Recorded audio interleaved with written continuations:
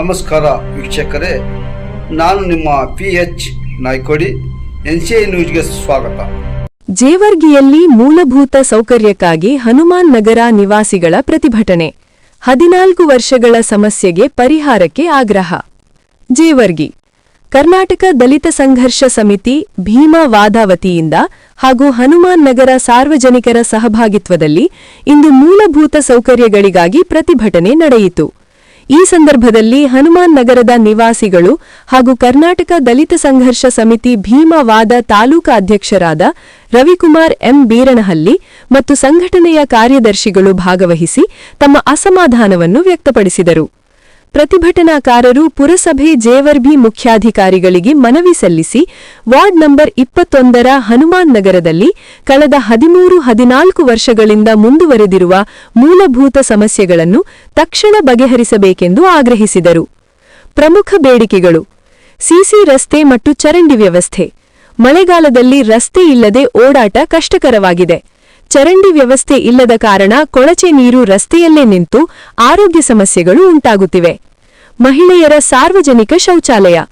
ಮಹಿಳೆಯರು ಮತ್ತು ಹೆಣ್ಣು ಮಕ್ಕಳಿಗೆ ಶೌಚಾಲಯ ಸೌಲಭ್ಯ ಇಲ್ಲದೆ ತೀವ್ರ ತೊಂದರೆ ಎದುರಿಸುತ್ತಿದ್ದಾರೆ. 14 ವರ್ಷಗಳಿಂದ ನಮ್ಮ ಬಡಾವಣೆಯನ್ನು ನಿರ್ಲಕ್ಷಿಸಲಾಗಿದೆ. ತಕ್ಷಣ ಸ್ಥಳಕ್ಕೆ ಭೇಟಿ ನೀಡಿ ಸಮಸ್ಯೆಗಳನ್ನು ಬಗೆಹರಿಸಬೇಕು, ಇಲ್ಲವಾದರೆ ತೀವ್ರ ಹೋರಾಟ ನಡೆಸಲಾಗುವುದು ಎಂದು ನಿವಾಸಿಗಳು ಎಚ್ಚರಿಸಿದರು.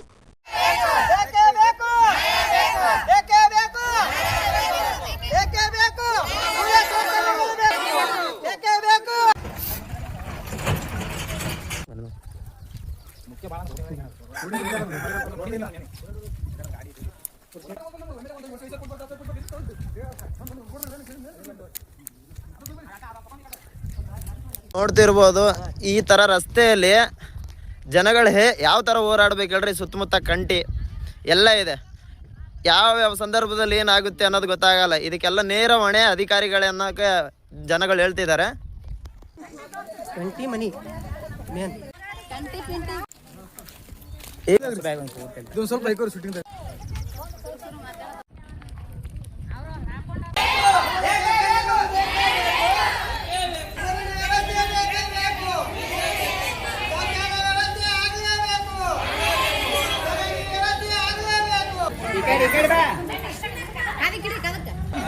ಕಾಕ